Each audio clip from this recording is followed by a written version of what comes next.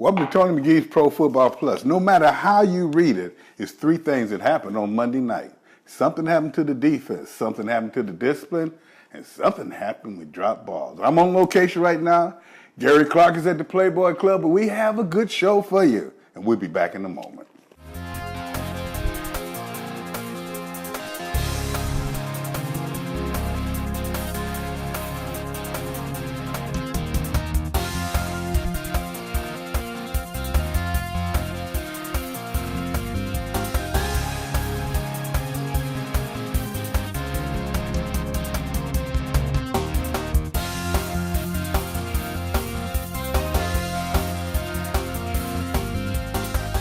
Coney Island has been around for a long, long time. Reminds me of how Geico has been saving people money for over 75 years. First date? Hey, big guy, come on in. Let me guess your weight. Win a prize.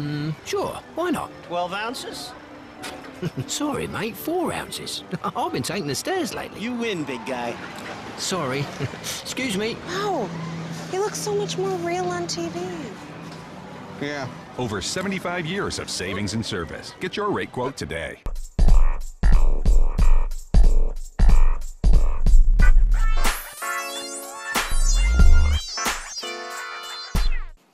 So I know where he is. Gary Clark is talking about, well, the offense did this. Well, they did.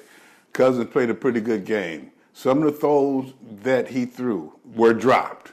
Now, I'm not saying that's the reason they lost the game, but a couple were short arm as well. But Cousins did a pretty good management of the game. I was not very happy with the running game. I do not know because key people was out, so I will not say names. But at the same time, the running game was not the running game that they needed. When your running game is not good, then you do not pass it well sometimes. I think that's what happened. But 20 points, that's enough to win. But at times you saw our offensive line, which they call hogs something too, they did not play well with the run. When they run the ball, that makes them better. Now, do you guys think that's what was happening? But I do not like drop balls. I told you, drop balls have never worked.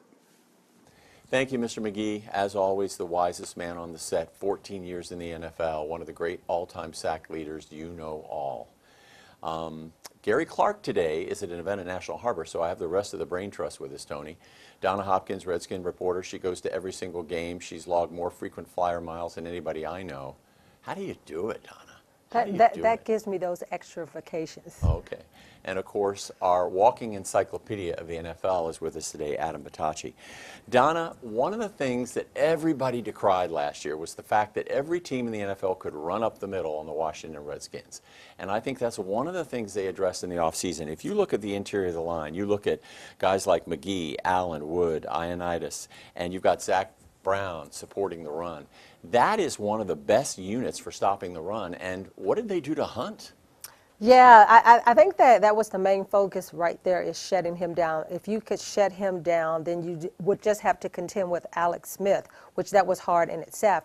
But they shut him down, Kareem Hunt. But the thing about Alex Smith is he was brilliant. He ran the ball from the outside, inside. So they didn't do a good job of really shutting him down and shutting him down on those third long plays that they did against the Raiders. So they did some great things defensively. They played pretty good overall, but it was the mistakes that hurt them, the penalties down the stretch, that they couldn't get off the field. And you think about Kansas City, they had the ball for a long time in the second half, but the first half, the defense was aggressive. I love the way they play, but they came after them, shut them down in the first half, but it was the second half that mistakes happened. You were at camp, you've been to all the games, you've seen Junior Gillette. I know it's probably a little tentative still in terms of his play, but he's starting to show flashes of brilliance that he showed when he was with New Orleans. And Yeah. I heard off the record, they're sort of liking him a little more on pass rush on third down than one of the mainstays on the defensive line. What are you hearing? Yeah, they do. He's starting to come on. You think about it, he was a little nicked and hurt during the training camp. But now he's starting to show flashes now that he's gotten back into the groove of things. So they're going to use him as somewhat of a pass rusher because they need him. That's the area that the Redskins, I think, still need to improve on, is the pressure, getting there. And Minuski really has those guys playing he's well something, isn't he? because he's aggressive. He's coming after you, and it showed. But like I said, just getting off the field still on those third downs. What about time of possession? Now, I know stats are for losers, but I'm telling you, when was the last time a Washington team was in a game to the very last play, basically, and they only had essentially 20 minutes of 60? Well, it's been a while, but I'll say this, as Donna mentioned, getting off the field on third down, that was one of my keys to victory. The other was they did pressure Alex Smith well defensively. That was a key, but they couldn't get, like I said, they couldn't get off the field on third down. They couldn't prevent the Chiefs from getting those long gains on big plays, and so that's going to be key going forward the rest of the year. When we talked, Wait a minute, Mike, go ahead, but Donna. before, let me just jump in right quick about the time of possession. Yeah. Because if you look at the offense, in the first half, they drive down on the first play and get the touchdown. Brilliant pass by Kurt. But the thing about it is, in the second half of the game, they only had the ball for 3 possessions.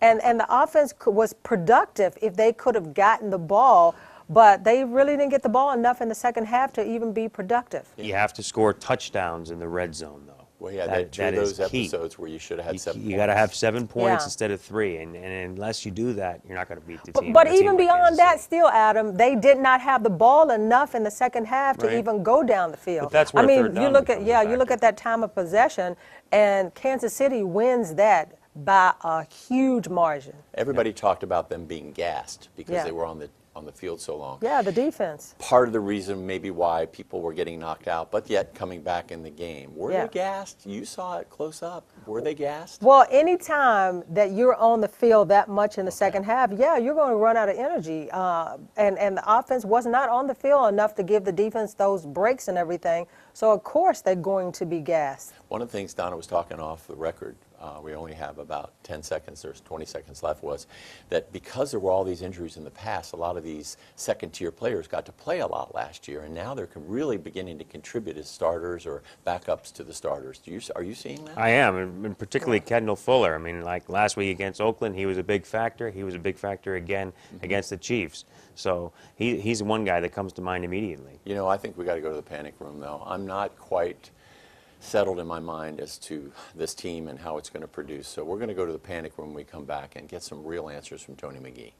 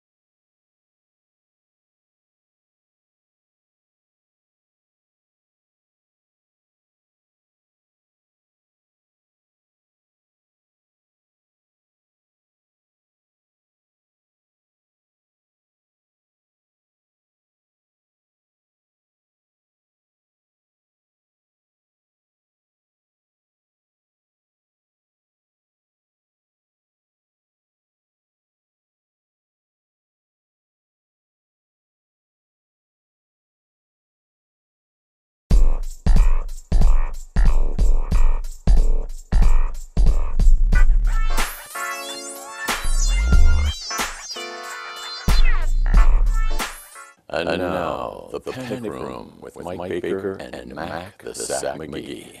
What went wrong? What went right? Should we panic? Ask Tony. Tony, penalties plagued the Washington Redskins last year, and they're reoccurring this year. What does the team need to do to alleviate these?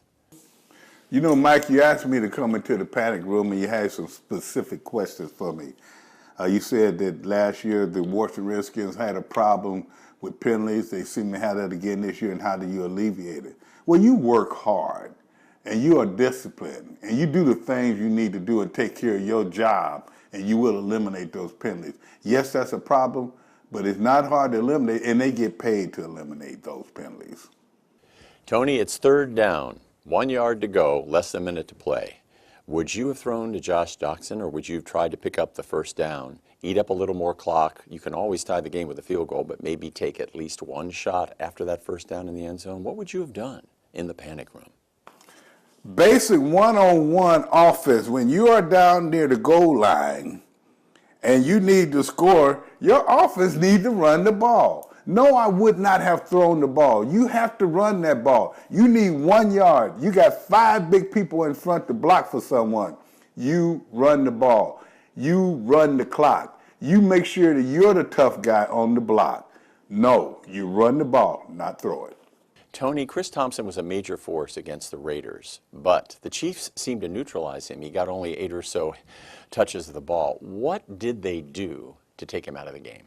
Well, if you think about the previous question, and I said you run the ball, the Chiefs did not neutralize anything. They did not neutralize Thompson. The offense did. They did not run the ball. They could not run as well as they should have. So therefore, the running game was not there, and the passing game wasn't as good as it needed to be. Tony, you're the defensive guru. Preston Smith, Ryan Kerrigan, how do you think they played? Were they out of position at times? We know Preston Smith had several penalties. What do you think here in the panic room? Preston Smith and Ryan Kerrigan. Preston, he had a good play a couple of times, but then he was offside 3 times on 3rd and long. Ryan, he got some pressure, but at the same time, he let the quarterback get outside of him 2 to 3 times. That amount of times, which would be 6 between both of them, that's not good. You're not playing well when you do that. You're not playing team ball. You can't jump offside 3 times on 3rd and long, and you can't let the quarterback get outside of you when you're the one supposed to set the corner. They did not play well. Tony, your NFL compatriot Ricky Irvin said that Arrowhead Stadium was the noisiest stadium he ever played in, that you couldn't even hear yourself think. What do you think, Tony? Do you think that played a factor in the game against the Chiefs? You talk about crowd noise. These guys are being paid millions of dollars to perform for that crowd. No, it does not have an effect. Maybe a little on the offense if they can't see. But at the same time, you are supposed to be able to play loud or not loud. If there's no one in the stadium or if there's 10 million in the stadium, you can't let it affect you. You play ball.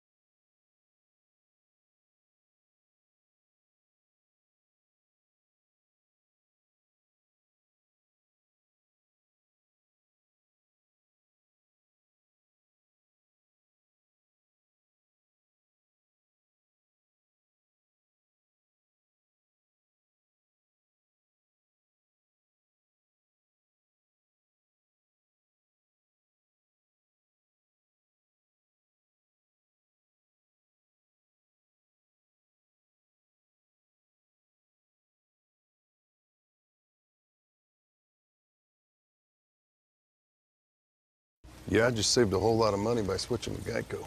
Huh. We should take a closer look at Geico. You know, Geico insures way more than cars, boats, motorcycles, even RVs. Geico insures RVs? What's an RV? The thing we've been stuck on for 5 years. Wait, I'm not a real moose? We've been over this, Jeff. We're stickers. I'm not a real moose. Give him some space. Deep breaths, Jeff. What's a sticker? Take a closer look at Geico. Great savings and a whole lot more.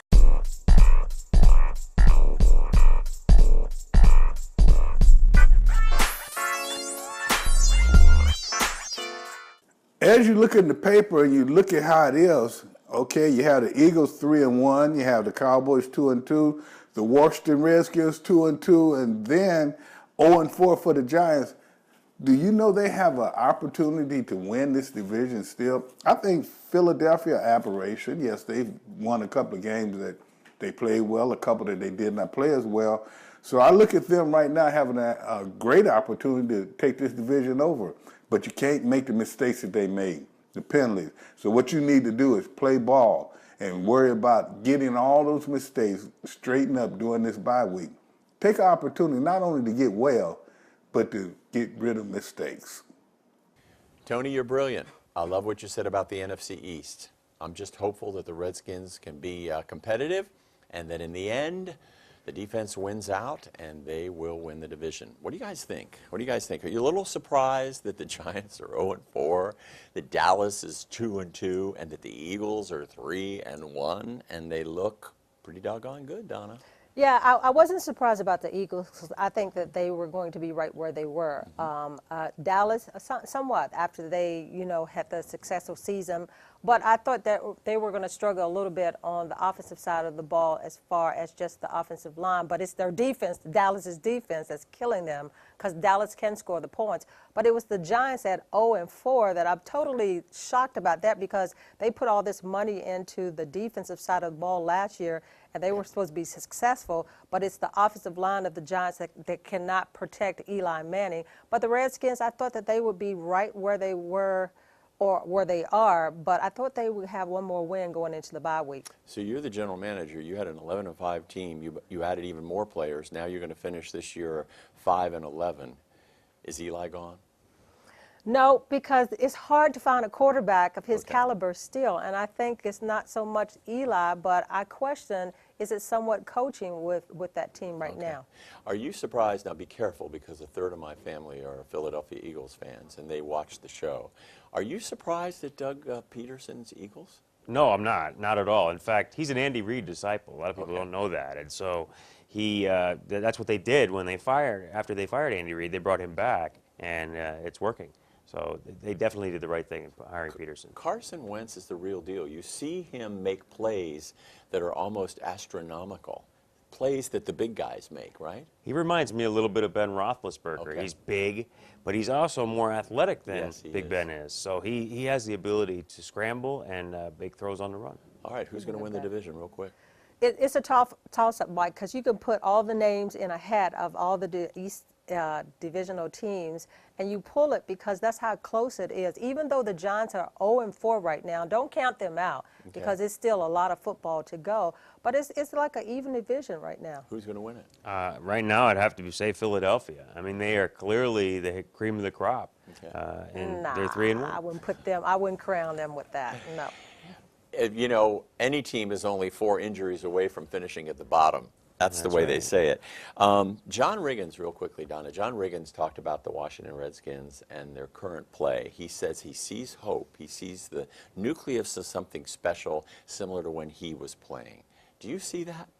Most definitely, Mike, because I'm looking at the way they've started to build this team, and Coach Gruden is really sticking with that running game, something they wouldn't have done before. So they have some depth there in the backfield, the wide receivers and all the people that they brought in on the offensive line. And then you look at the defense, how they pretty much put that together in the secondary and just the front of the line. So you can see something special starting to build with this team. They're a little savvy right now. They're one of the teams to watch out for this season. All right, I'm going to ask you something. Would you give another game ball to Jay Gruden? I gave him 2 game balls for the last 2 games. He's calling the plays now. I'm sorry, but I am seeing progress I haven't seen in a long time with the Washington Redskins. Absolutely. He called an outstanding game, not only this past week against Kansas City, but the week before against Oakland. He was outstanding there as well. So, yeah, I would give him the game ball. And Donna, we got 10 seconds left. Every game plan's different. I don't remember the last time I saw 3 distinctly different game plans and the Skins in all 3 games. Well, you almost have to because everybody thought that Kansas City was going to blow them away. But you look at, they have to almost like game plan differently for each team because each team is different as far as, running the ball versus all of that. But that game ball right there is for Kurt, not only Coach Gruden, because they both come on and you've seen some new things, twist within the offense and everything that you like a lot, but it's the running of the ball. Yeah, he was our offensive player of the week for sure. Yeah. Go Kirk. Okay, so that's it for this segment. We'll be back in a minute. I'll have the langoustine lobster ravioli. For you, sir?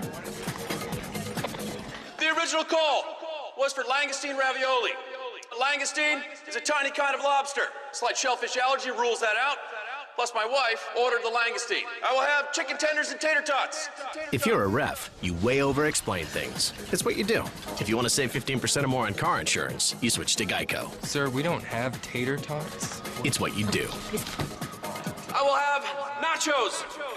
Ah, the Ravens. Never fleeting, still are winning, still are winning.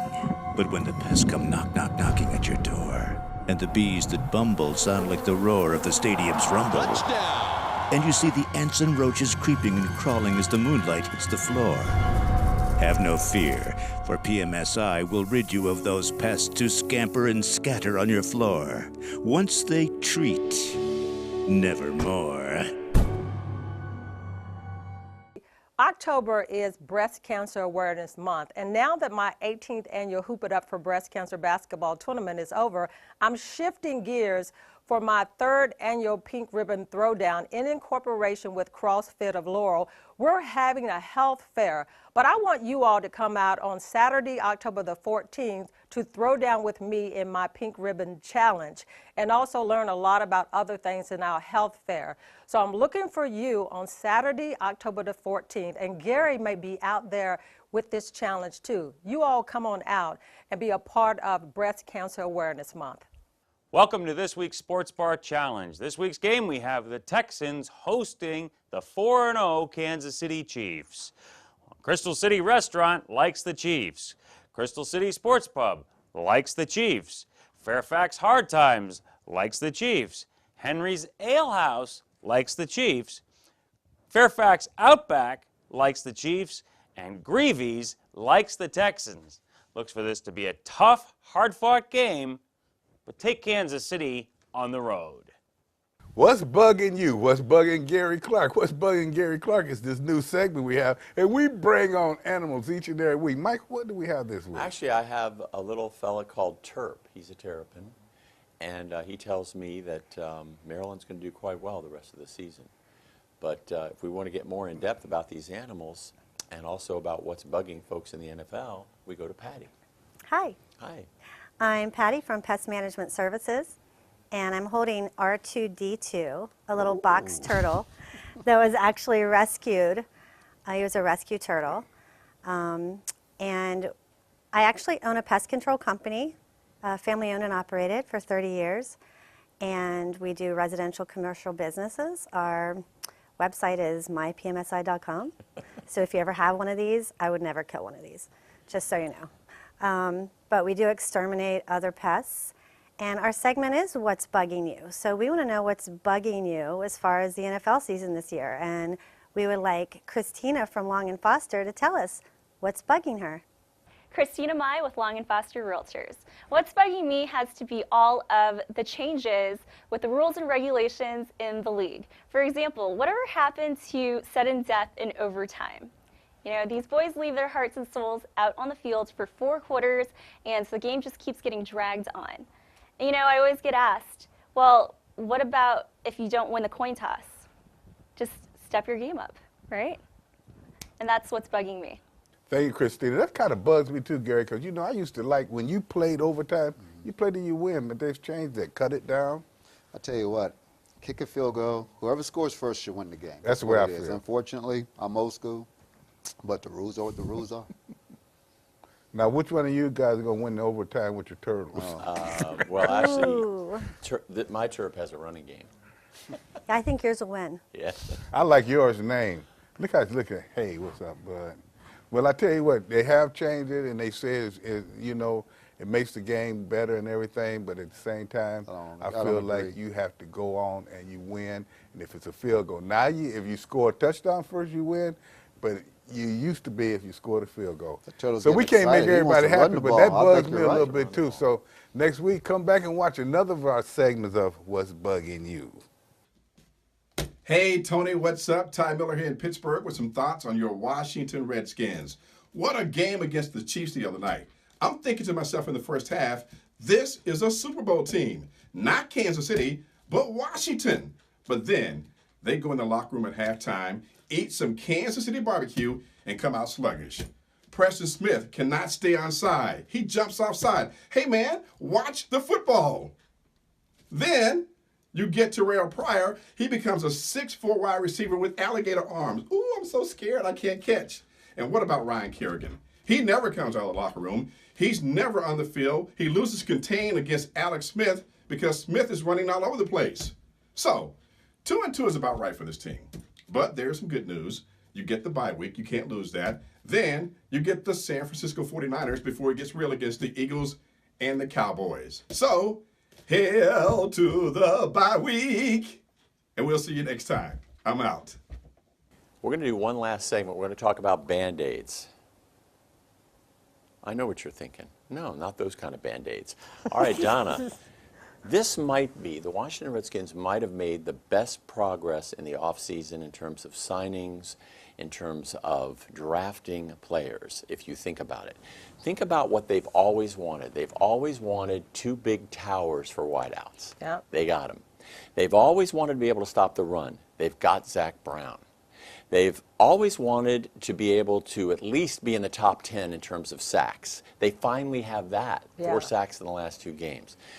In addition to that, now Crowder occasionally moves into the slot, which is sort of the Gary Clark spot upon occasion, and that's devastating for the other team.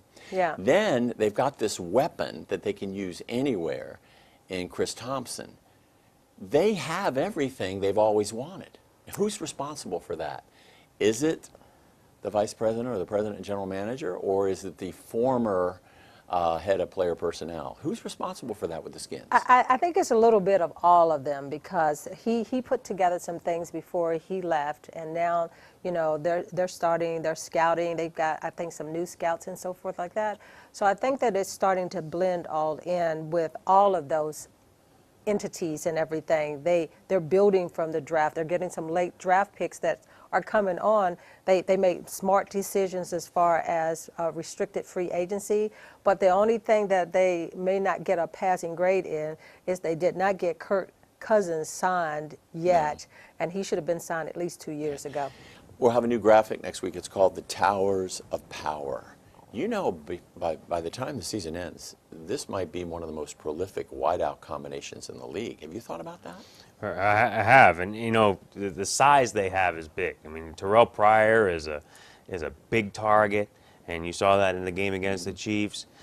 Josh Doctson, with his size and obviously his athleticism to be able to get to the ball wherever it is, that's a huge thing for them. And then, of course, Jordan Reed in the passing game, he's a big target at tight end for them. So size is a huge factor. Yeah, but don't forget about Vernon Davis, because because the thing about it is they've got to stay healthy, and going into the bye week is the perfect time for them to have this bye week.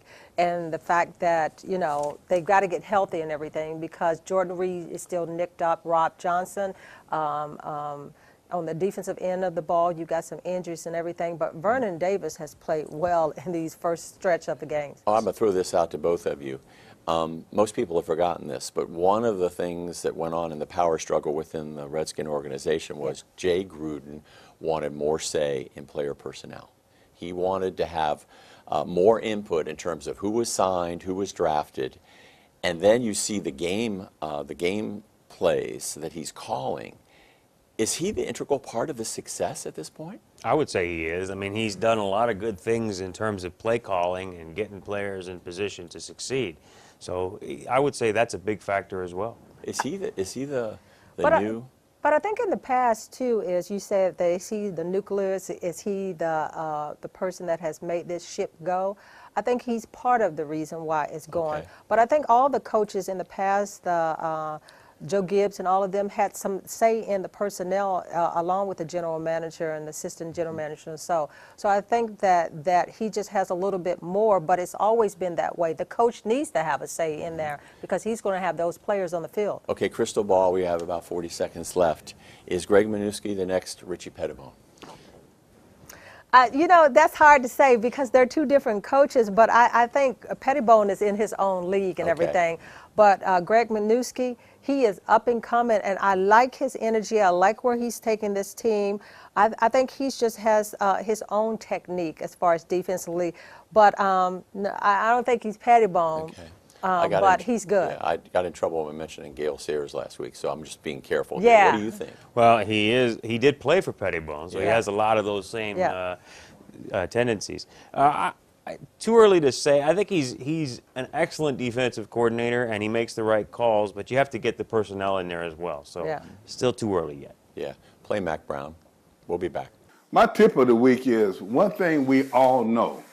The best team did not win. Even though they're 4-0, But the best disciplined team did win. So Washington Redskins, understand that. You have to be disciplined all year through. Now, until we see you next week, we never say goodbye. We just say, in the minute.